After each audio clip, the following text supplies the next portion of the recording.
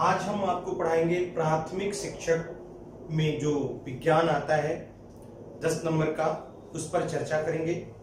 और उसमें विशेष रूप से पहले हम भौतिक विज्ञान का जो पोर्शन है, जैसे भौतिक विज्ञान से है ध्वनि, प्रकाश, ऊर्जा, बल, तो इस पे हम चर्चा करेंगे।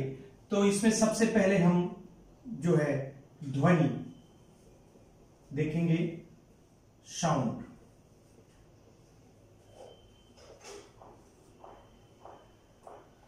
ध्वनि जो है यह एक प्रकार की तरंग है।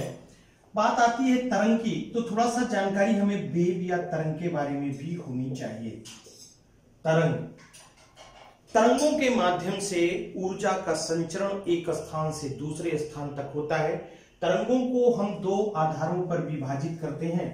पहला आधार लेते हैं माध्यम की उपस्थिति, माध्यम की उपस्थिति या अनुपस्थिति। अगर माध्यम की उपस्थिति, अगर कोई ध्वनि तरंग या कोई भी तरंग किसी माध्यम में ही संचरित होती है, तो ऐसी तरंगों को यांत्रिक तरंगें कहते हैं। यांत्रिक तरंग ऐसी तरंग है, यांत्रिक तरंग ऐसी तरंग है जो किसी माध्यम में ही संचरित होती है, जो किसी माध्यम में ही संचरित होती है, किसी माध्यम में ही संचरित होती है। अगर निर्वात है तो ध्वनि तरंग ये संचरित, या कोई भी तरंग है तो वो कुछ तरंगें हैं जो किसी माध्यम के बिना संचरित नहीं हो सकती, माध्यम में ही संचरित होती है। तो ऐसी तरंगों को यांत्रिक तरंग या मैकेनिकल वेव कहते हैं। ऐसी तरंगों को मैकेनिकल वेव भी कहते हैं। तो यांत्रिक तरंग या मैकेनिकल वेव। दूसरी है अयांत्रिक तरंग। अयांत्रिक तरंग, अयांत्रिक तरंग ऐसी तरंगें जो बिना किसी माध्यम के अर्थात निर्वात में संचरित हो सकती हैं। इन तरंगों को नॉन मैकेनिकल वेव भी कहते हैं। Non mechanical wave. तो अगर इसमें देखा जाए नॉन मैकेनिकल वेव में, तो आपका जैसे प्रकाश है, बिना किसी माध्यम के, बिना किसी माध्यम के संचरित हो सकती है, बिना किसी माध्यम के संचरित हो सकती है। ये निर्वात में भी संचरित होती हैं, जैसे प्रकाश है। तो प्रकाश कैसी तरंग है? अयांत्रिक तरंग है। जितनी विद्युत चुंबकीय तरंगे हैं वही सभी अयांत्रिक तरंगे हैं। प्रकाश है, एक्सरेज है, एक्सरेज, गामा किरणें हैं, और रक्त किरणें हैं, इंफ्रारेड हैं, और रक्त किरणें। तो ये सभी क्या हैं? और रक्त किरणें, ये सभी की सभी अयांत्रिक यानी नॉन मैकेनिकल वेव है। इनके संचरण के लिए माध्यम की आवश्यकता नहीं होती। जैसे ध्वनि है, ध्वनि ये यांत्रिक तरंग है, बिना किसी माध्यम के ये संचरित नहीं हो सकती। तरंगों के संदर्भ में जो दूसरा है, ये माध्यम के कणों के कंपन के आधार पर, माध्यम के कणों के कंपन के आधार पर तरंगों को दो भाग में बांटा जाता है। एक को कहते हैं अनुदैर्घ्य तरंग, अनुदैर्घ्य तरंग, या लॉन्गिट्यूडनल वेव कहते हैं, लॉन्गिट्यूडनल वेव।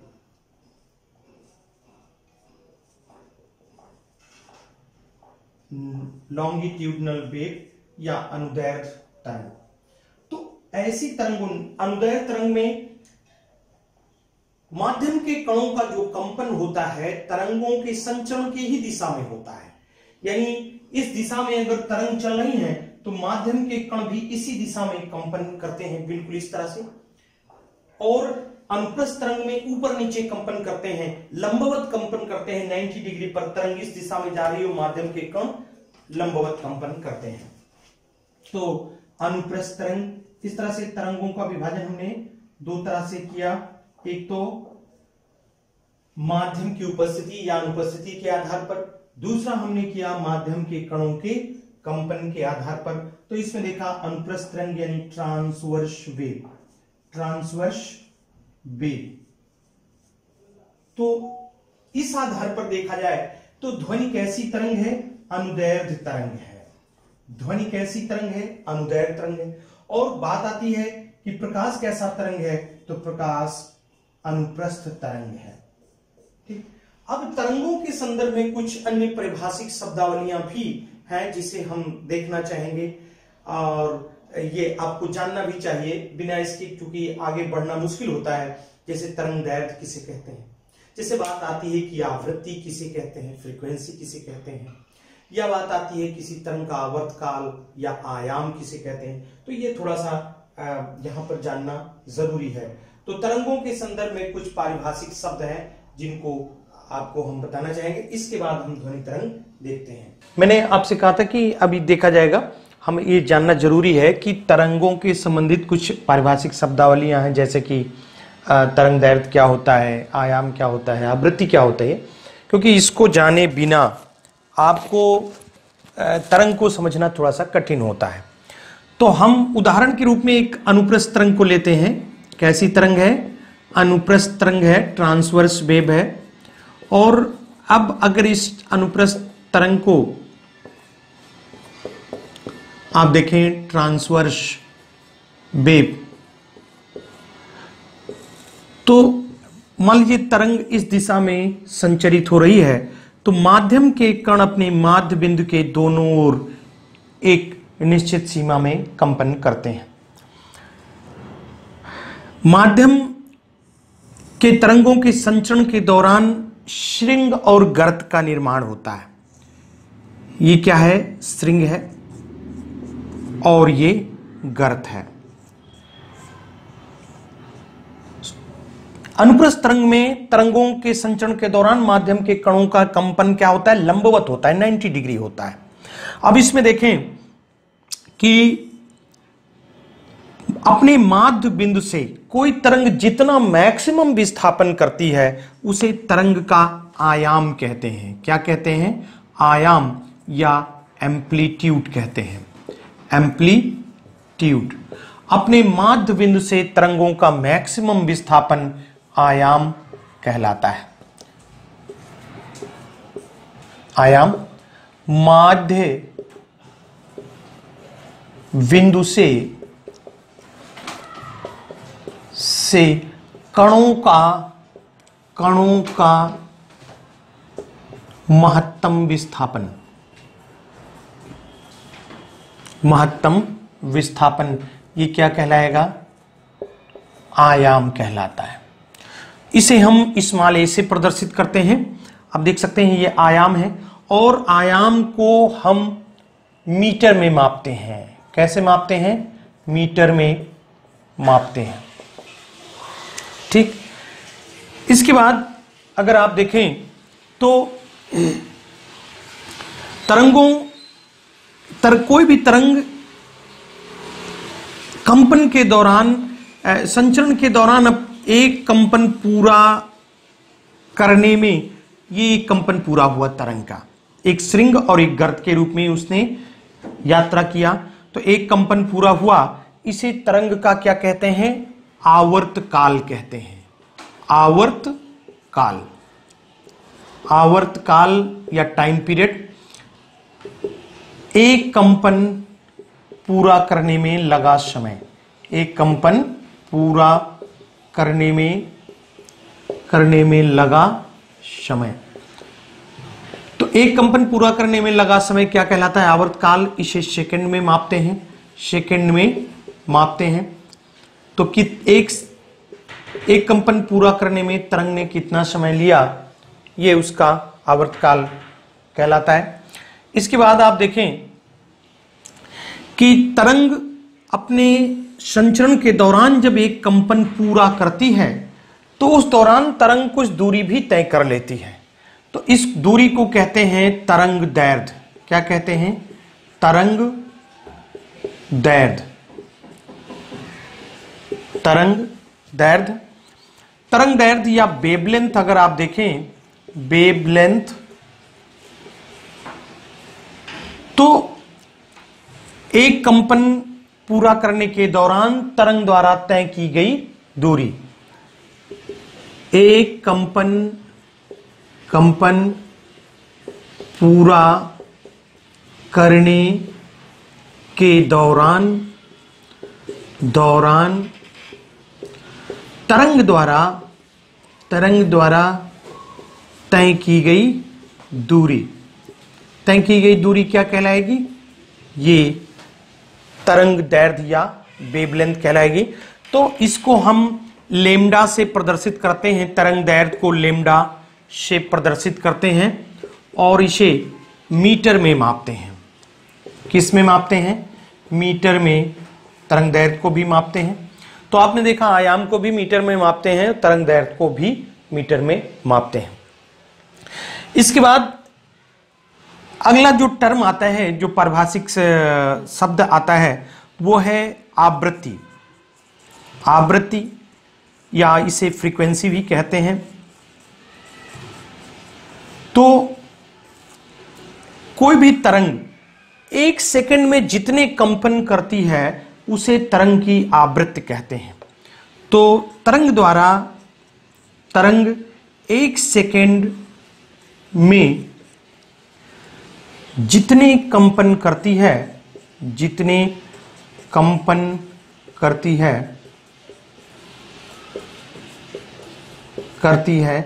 उसे तरंग की आवृत्ति कहते हैं। तरंग की आवृत्ति कहते हैं। इसे यन से प्रदर्शित करते हैं और हर्ट्ज में मापते हैं। हर्ट्ज में मापते हैं। HZ आप इसको संकेत के रूप में लिख सकते हैं। तो आपने देखा कुछ चीजें, ये आपको ध्यान रखना है। आयाम क्या है? किसी भी तरंग के संचरण के दौरान अपने माध्य बिंदु से महत्तम विस्थापन तरंग का क्या कहलाता है? आयाम कहलाता है। इसे मीटर में मापते हैं। अगर यही तरंग अनुप्रस्थ न होकर के अनुदैर्ध्य होती तो तरंग में जो ये श्रृंग और गर्त का निर्माण हो रहा है, श्रृंग और गर्त का निर्माण न होकर सघनन और बिरलन का निर्माण होता। ठीक, वहां पर अब आप अगर कहते कि तरंग की जो तरंग दैर्ध्य है वो कितनी है, तो एक सघनन से दूसरे सघनन के बीच की दूरी कह सकते हैं। या अगर आपकी अनुप्रस्थ तरंग है तो कह सकते हैं एक श्रृंग से दूसरे श्रृंग के बीच की दूरी, दूसरे श्रृंग के बीच की दूरी, अथवा एक गर्त से दूसरे गर्त के बीच की दूरी, अथवा एक गर्त से दूसरे गर्त के बीच की दूरी, ये क्या कहलाएगी? तो इसको हम कहते हैं तरंग दैर्ध्य। यानी तरंग दैर्ध्य को हम तीन तरीके से कह सकते हैं कि एक कंपन पूरा करने के दौरान तरंग द्वारा तय की गई दूरी, ये क्या कहलाती है? तरंग दैर्ध्य कहलाती है। इसी को हम इस तरह से भी कह सकते हैं कि अनुप्रस्थ तरंग है तो एक श्रृंग से दूसरे श्रृंग के बीच की दूरी, अथवा एक गर्त से दूसरे गर्त के बीच की दूरी क्या है?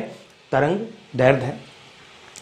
अगर यही तरंग अनुप्रस्थ तरंग ना होकर अनुदैर्ध्य तरंग होती तब हम कहते कि एक सघनन से दूसरे सघनन के बीच की दूरी, अनुदैर्ध्य तरंग में क्या कहते हैं हम? अनुदैर्ध्य तरंग होती तो हम कहते कि एक सघनन से दूसरे सघनन के बीच की दूरी, दूसरे संघनन के बीच की दूरी। अगर या कहते एक विरलन से दूसरे विरलन की बीच की दूरी, तो ये कुछ आपको रहा तरंग, चाहे अनुप्रस्थ हो चाहे अनुदैर्घ्य तरंग हो।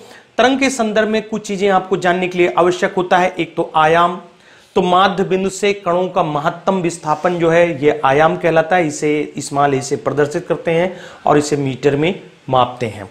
इसे किस में मापते हैं? इसे मीटर में मापते हैं।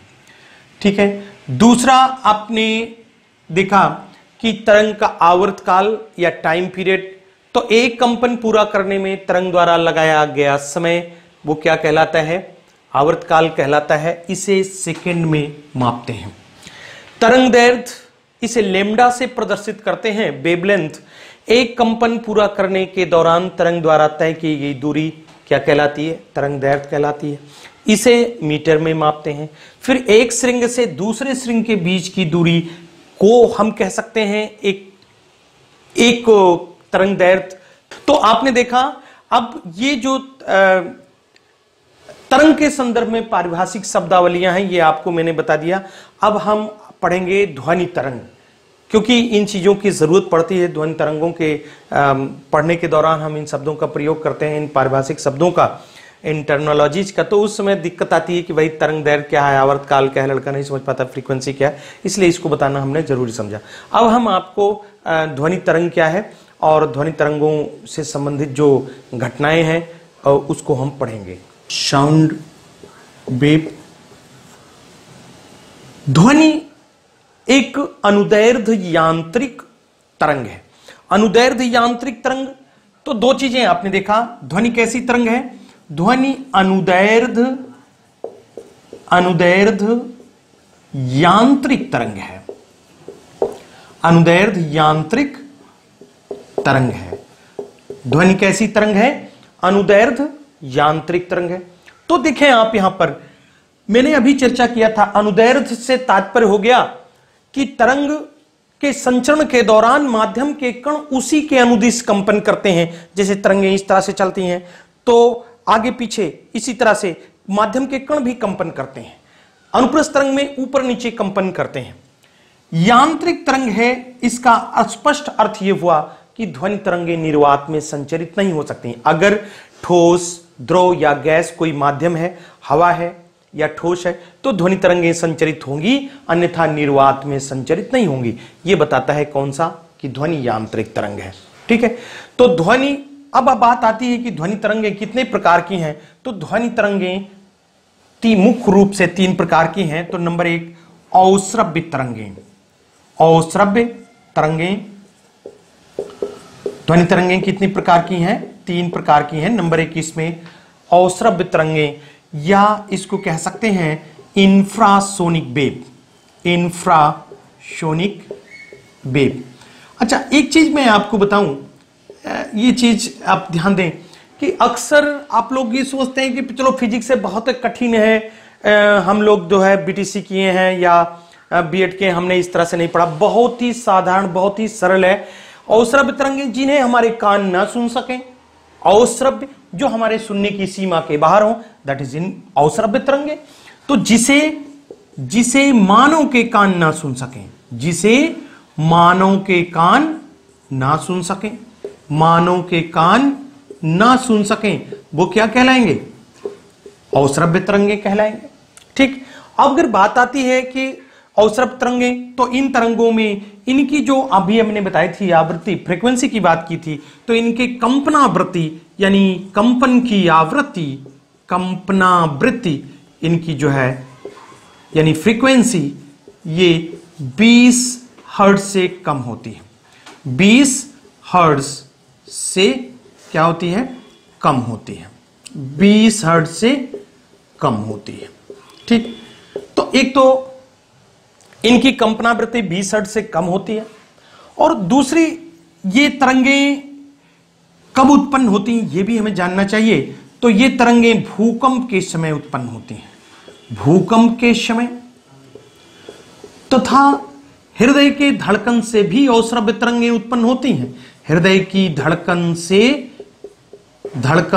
से अवश्रव्य तरंगें उत्पन्न होती हैं। ये पूछा जा सकता है, अगर ये पूछा गया कि हृदय की धड़कन से किस तरह की तरंगें उत्पन्न होती हैं, तो आप क्या कहेंगे? अवश्रव्य तरंगें। और आप जानते हैं, आप हृदय की धड़कन से उत्पन्न तरंगों को यूं सुन नहीं पाते हैं। उसको सुनने के लिए हम लोग एक डॉक्टर जिसे कहते हैं आला लगाते हैं, या कह सकते हैं उसको स्टेथोस्कोप, जिसके द्वारा डॉक्टर हृदय की धड़कन से उत्पन्न तरंगों को सुनते हैं।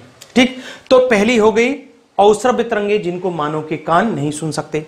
दूसरी हैं आपकी श्रव्य तरंगें।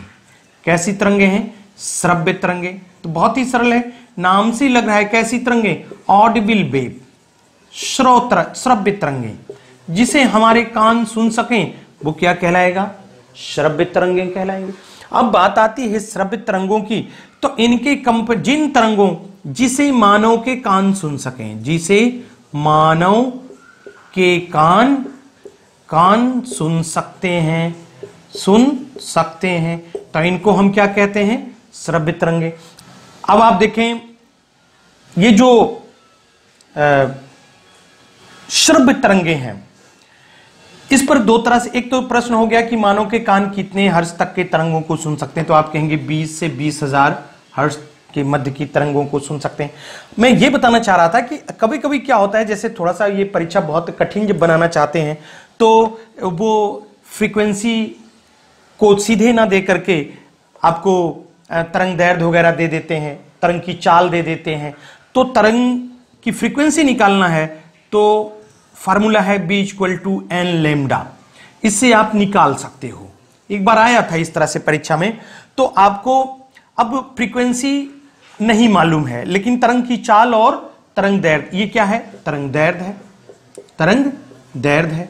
तो तरंग दैर्ध्य आपको मालूम है, ये आपकी तरंग की चाल हो गई, तरंग की चाल हो गई। तो अभी आपको निकालना क्या है? फ्रीक्वेंसी या आवृत्ति। आपको उन्होंने आवृत्ति सीधे नहीं दिया, तो आपसे पूछ लिया कि ये तरंग कैसी है, अवश्रव्य है, श्रव्य है, पराश्रव्य है। तो अब आपके लिए दिक्कत हो रही है, तो आप इस फार्मूले से उसकी, अगर आपको तरंग दैर्ध्य पता है, आपको तरंग की चाल पता है, तो आप आवृत्ति निकाल लेंगे और फिर देख लेंगे आवृत्ति कितनी आ रही है। और 20 से कम आ रही तो तरंग आपकी अवश्रव्य हो जाएगी। 20,000 से और 20 हर्ट्ज के मध्य है तो तरंग श्रव्य है, 20,000 से ज्यादा है तो तरंग पराश्रव्य है। तो तीसरी जो तरंग है वो है पराश्रव्य तरंग। हाँ, तो अब हम देखेंगे तीसरी जो तरंग है, ध्वनि तरंग। तीसरी ध्वनि तरंग है, ये है आपने पराश्रव्य तरंग। कैसी तरंग है? पराश्रव्य तरंग। पराश्रव्य तरंग से बहुत ज्यादा प्रश्न आता है, इसको कहते हैं अल्ट्रासोनिक वेव। अल्ट्रासोनिक वेव, पराश्रव्य तरंग। तो पराश्रव्य तरंग ऐसी तरंगें जिनके कंपन की आवृत्ति 20,000 हर्ट्ज से अधिक होती है, 20,000 हर्ट्ज से अधिक होती है, तो इनको भी मानव के कान नहीं सुन सकते। मानव के कान नहीं सुन सकते, मानव के कान इनको नहीं सुन सकते। लेकिन इन तरंगों के विषय में है कि ये तरंगें, चमगादड़ इन तरंगों को सुनता है। चमगादड़ 20 लाख हर्ट्ज तक की तरंगों को सुन सकता है। हर्ट्ज तक की तरंग को सुन सकता है। और चमगादड़ खुद 1 लाख हर्ट्ज की तरंगें उत्पन्न करता है। चमगादड़ 1 लाख हर्ट्ज तक की तरंगें उत्पन्न करता है।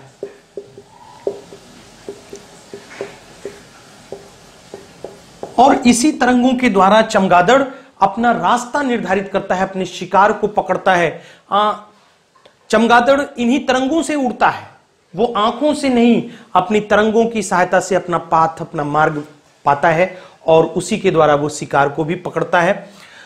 अब रह गए, ये तो था कि पराश्रव्य तरंग किसे कहते हैं, तो ऐसी तरंग जिसके कंपन की आवृत्ति 20,000 हर्ट्ज से अधिक हो उसे क्या कहेंगे? पराश्रव्य तरंग। लेकिन इस पर आधारित बहुत सारे प्रश्न आते हैं विभिन्न परीक्षाओं में इसके उपयोग को लेकर। पराश्रव्य तरंगों का उपयोग। तो सबसे पहला उपयोग आप लोग भी जानते हैं, आपका ध्यान इस समय ना हो, लेकिन अगर आप ध्यान दें तो इसका सबसे ज्यादा उपयोग होता है चिकित्सा क्षेत्र में। किस क्षेत्र में? चिकित्सा क्षेत्र में। आपने देखा है चिकित्सा क्षेत्र में अगर आपको कोई समस्या होती है, आपको थोड़ा सा बुखार है या कोई भी बीमारी है, तो आप डॉक्टर के पास जाते हो तो डॉक्टर सबसे पहले क्या कहते हैं, जाओ भैया अल्ट्रासाउंड करा लो। अल्ट्रासाउंड का मतलब क्या हुआ? यही पराश्रव्य तरंगें डाली जाती हैं और जिनके द्वारा एक ग्राफ बनाया जाता है आपके शरीर के अंदर कौन सा रोग है, किडनी में स्टोन है या ट्यूमर है या कुछ भी समस्या है। तो चिकित्सा क्षेत्र में रोगों की जांच के लिए, रोगों की जांच के लिए किसका उपयोग किया जाता है? पराश्रव्य तरंगों का। और आपको ये बात जानकर हैरत होगी और जानने की जरूरत भी है कि अमेरिका जो है, अमेरिका में दूध को नष्ट होने से बचाने के लिए, अमेरिका में दूध को नष्ट होने से बचाने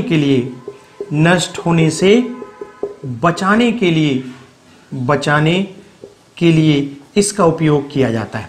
क्या करते हैं? देखिए जैसे भारत में है, अभी गुजरात में बहुत सारा दूध पैदा होता है। उस गुजरात के दूध को जब आसाम भेजते हैं टैंकर से तो 2 दिन 3 दिन लगते हैं। अब 2-3 दिन में दूध खराब हो सकता है। उसको बचाने के लिए उसमें बेकिंग सोडा मिलाते हैं, सोडियम बाइकार्बोनेट मिलते हैं और सारे केमिकल मिलाते हैं। तो दूध को नष्ट होने से बचाने का 2 ही रास्ता है, या तो उसमें कोई रसायन मिलाओ, केमिकल मिलाओ, या उसको बीच बीच में आप कुछ समय अंतराल पर गर्म करते रहें। तो टैंकर में जा रहे दूध को तो गर्म नहीं किया जा सकता है, और अगर केमिकल मिलाते हो तो मानव के स्वास्थ्य पर नुकसान पहुंचाता है। लाखों, अमेरिका वगैरह में क्या है कि वहां पर जो घास के मैदान है वहां पर डेयरी के बड़े बड़े फार्म होते हैं, लाखों टन दूध इकट्ठे होते हैं, कई दिन तक उनके पाउडर भी बनाए जाते हैं। तो उस दूध को उबाला नहीं जा सकता, बार बार 20 बार उबालेंगे तो दूध लागत बहुत आ जाएगी ना गैस का, ईंधन का। तो लोग क्या करते हैं, एक मशीन से पराश्रव्य तरंगें एक बार डाल दिए, और जितने दूध क्यों नष्ट होता है, क्योंकि ये बैक्टीरिया के द्वारा होता है। तो जो लैक्टोबैसिलस एसिडाई नामक बैक्टीरिया होता है जो इसको नष्ट करता है। तो ये जो पराश्रव्य तरंगे हैं दूध में घुमा देते हैं और पूरी बैक्टीरिया नष्ट हो जाते हैं, और परिणाम ये होता है दूध 8-10 घंटे के लिए सुरक्षित है। 8-10 घंटे बाद आप फिर से उसमें पराश्रव्य तरंगें डाल दें तो फिर वो बैक्टीरिया नष्ट हो जाएंगे। इस तरह से दूध को आप कई दिन तक रख सकते हैं। तो पराश्रव्य तरंगों का उपयोग अमेरिका में किस बात के लिए होता है कि दूध को नष्ट होने के बचाने के लिए होता है। अगर पराश्रव्य तरंगों की और बात हम करें तो इसके, अगर मैं तो बहुत हतप्रभ रहता हूं इसके उपयोग को देखकर, आप भी होंगे। बहुत ही इंटरेस्टिंग है कि जैसे जो अभी आपने सुना होगा ईशा अंबानी, आपने ध्यान दिया होगा, तो ईशा अंबानी ये जो मुकेश अंबानी की पुत्री है, इनकी सगाई थी, तो आपने पढ़ा होगा कि 90 करोड़ का ड्रेस उन्होंने पहना था। 90 करोड़ का ड्रेस, जान रहे हैं कि वो हीरो का बना हुआ है। इसके पहले अनुष्का शर्मा और विराट कोहली की शादी हुई थी तो उसमें भी पढ़ा था, उसने करीब 6 महीने कई कारीगर मिलकर बना रहे थे, वो भी कई करोड़ का ड्रेस था। तो ऐसे कीमती वस्त्रों को अगर हम साफ करना है, ये भी तो गंदे होंगे, अगर इनको साफ करना है तो आप निरमा सरफ में डाल करके अगर रगड़ दिए तो क्या होगा, 2-4 हीरे पड़ोसी के भी नाली में चले जाएंगे। लेकिन नहीं, ऐसे कीमती वस्त्रों को धुलने के लिए क्या करते हैं, पराश्रव्य तरंगों का उपयोग करते हैं। तो कीमती वस्त्रों, इसके अलावा विमान होते हैं, विमान के जो कलपुर्जे हैं छोटे छोटे, या घड़ी के कलपुर्जे हैं, तो इनको साफ करने के लिए सर्फ से साफ नहीं किए जाते हैं। वो कैसे साफ होंगे, पराश्रव्य तरंगों को के द्वारा। तो कीमती वस्त्रों एवं विमान के कलपुर्जों को साफ करने के लिए, पुर्जों को साफ करने के लिए किसका उपयोग करते हैं, पराश्रव्य तरंगों का उपयोग करते हैं। भाई देखिए ऐसा नहीं है अब आपने 60 रुपए की टी शर्ट खरीदी और कहे चलो भाई हम पराश्रव्य तरंग से इसको साफ करेंगे, तो ऐसा नहीं होता है। ये महंगे वस्त्रों को, विमान के कलपुर्जों को, घड़ी के कलपुर्जों को साफ करना है, घड़ी के कलपुर्जों को साफ करना है तो पराश्रव्य तरंगों का उपयोग करते हैं। इसके अलावा आप देखें एक दूसरी इंटरेस्टिंग बात, आप देखें जो फैक्ट्रियों या उद्योगों में चिमनियां होती हैं, उद्योगों में चिमनियां होती हैं, तो चिमनियों में कालिख जम जाती है। जैसे मान लीजिए ये चिमनी है तो इसके में कार्बन जमा होने से ये चिमनी पूरी अवरुद्ध हो जाती है। अब इस चिमनी को साफ करना ये साधारण काम नहीं है, इसमें आप किसी तरीके से साफ नहीं कर सकते, किसी इंसान को इसमें प्रवेश नहीं कराया जा सकता, उसकी जान जा सकती है, कार्बन भरा हुआ है। तो पराश्रव्य तरंगें डालते हैं और ये जो कार्बन के कण हैं ये स्कंदित होकर के नीचे गिर जाते हैं और चिमनी पूरी साफ हो जाती है। तो उद्योगों में चिमनियों को साफ करने के लिए किसका प्रयोग करते हैं? साफ करने के लिए पराश्रव्य तरंगों का प्रयोग करते हैं। इसके अलावा अगर देखें पराश्रव्य तरंगों को, तो आपने देखा होगा कभी कभी हवाई अड्डे हैं, उन पे विमान को उतारना है तो हवाई पट्टी साफ दिखनी चाहिए। अगर ठंडी का मौसम है और हवाई पट्टी साफ से दिख नहीं रही है, तो अगर पायलट कहीं उसको जमीन में लैंड करा देगा तो विमान क्रैश हो सकता है और विमान को उतारना भी जरूरी है। तो हवाई अड्डे से पराश्रव्य तरंगें डाली जाती हैं जो धूल धुएं के कणों को स्कंदित करा के नीचे गिरा देती हैं और पूरा आसमान साफ हो जाता है और विमान को सुरक्षित उतार लिया जाता है। तो कह सकते हैं हवाई अड्डों पर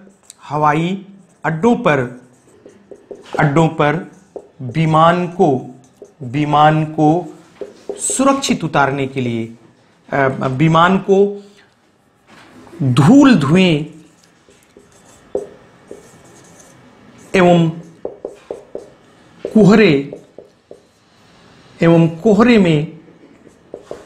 कोहरे में सुरक्षित उतारने के लिए इसका प्रयोग किया जाता है। सुरक्षित उतारने के लिए किसका प्रयोग किया जाता है? पराश्रव्य तरंगों का प्रयोग किया जाता है। अगर आप देखें तो पराश्रव्य तरंगों का उपयोग आपने बहुत सारे देखे। पहला आपने देखा कि जो है चिकित्सा क्षेत्र में रोगों की जांच के लिए इसका उपयोग किया जाता है। अमेरिका में दूध को नष्ट होने से बचाने के लिए इसका उपयोग किया जाता है। हवाई अड्डों पर धुंध धुएं और कोहरे में विमान को सुरक्षित उतारने में किया जाता है। कीमती वस्त्रों, विमान के कलपुर्जे, घड़ी के कलपुर्जों को साफ करने में किया जाता है। चिमनियों के कालिक को साफ करने में किया जाता है। अब देखें, एक होता है सोनार। अगर इसको फुल फॉर्म देखेंगे तो यह है साउंड नेविगेशन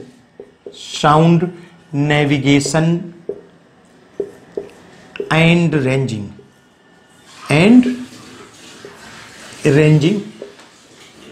सोनार नामक यंत्र का उपयोग समुद्र की गहराई में डूबी हुई वस्तुओं का पता लगाने के लिए, किसका उपयोग करते हैं?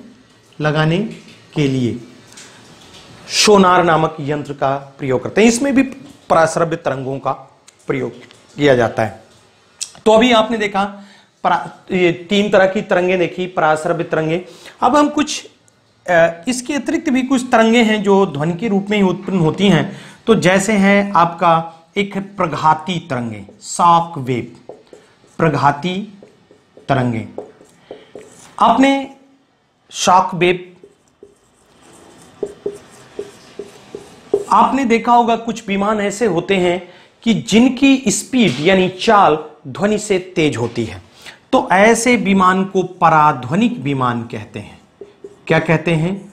पराध्वनिक विमान या सुपरसोनिक विमान। तो पराध्वनिक विमान या सुपरसोनिक विमान जब तेजी से गति करते हैं तो इन विमान से कोनिकल तरंगें निकलती हैं, शंक्वाकार तरंगें निकलती हैं। कैसी तरंगें निकलती हैं? शंक्वाकार, कोनिकल तरंगें निकलती हैं। ये तरंगें प्रघाती तरंगें कहलाती हैं, शंक्वाकार तरंगें निकलती हैं। और ये तरंगें क्या कहलाती हैं? प्रघाती तरंगें कहलाती हैं। ये तरंगें जब किसी भवन से टकराती हैं तो भवन की खिड़कियों के कांच टूट जाते हैं। तो पराध्वनिक विमान के चलने से प्रघाती तरंगें निकलती हैं, प्रघाती तरंगें निकलती हैं, शॉक वेव निकलती हैं, प्रघाती तरंगें निकलती हैं। अगर आप देखें तो एक तरंग और है जिसकी चर्चा करना यहां आवश्यक है, यह है बो वेव। बो वेव बो वेव या बो तरंगे, बो तरंगे। जब कोई मोटरबोट समुद्र में, जब कोई मोटरबोट तेजी से गति करती है, मोटरबोट तेजी से गति करती है, तेजी से गति करती है, तो उससे प्रघाती तो उससे जो घातक तरंगे निकलती हैं उनको बोलते हैं बो तरंगे। करती है तो उससे घातक तरंगे निकलती हैं, घातक तरंगे निकलती हैं। ये तरंगे जब किसी दूसरी नौका से टकराती हैं, वो तरंगे, तो वह नौका पलट जाती है। ठीक है, तो अभी आपने 5 तरह की तरंगे देखी, औश्रव्य तरंगे, श्रव्य तरंगे, पराश्रव्य तरंगे, फिर पराश्रव्य तरंगों के उपयोग देखे, उसी पर आधारित सोनार नामक यंत्र देखा। फिर आपने प्रघाती तरंगे देखी, ये सुपरसोनिक विमान से निकलती हैं, पराध्वनिक विमान से निकलती हैं और ये शंक्वाकार होती हैं। फिर बो तरंगे देखा, जब कोई मोटर बोट तेजी से गति करती है समुद्र में तो इस तरह की तरंगे निकलती हैं। आगे हम देखेंगे जो ध्वनि तरंग है, ध्वनि तरंग पे speed of sound wave, reflection of sound wave, ध्वनि तरंगों का परावर्तन, ध्वनि तरंगों का अपवर्तन। तो ये कुछ टॉपिक्स हैं, रिजोनेंस है, प्रतिध्वनि है, जो ध्वनि पर आधारित है। तो इस टॉपिक को हम थोड़ा ध्यान से पढ़ेंगे क्योंकि ज़्यादा टॉपिक है नहीं आपके प्राथमिक में, ये लिमिटेड टॉपिक है, तो इनको ठीक से पढ़ना चाहिए।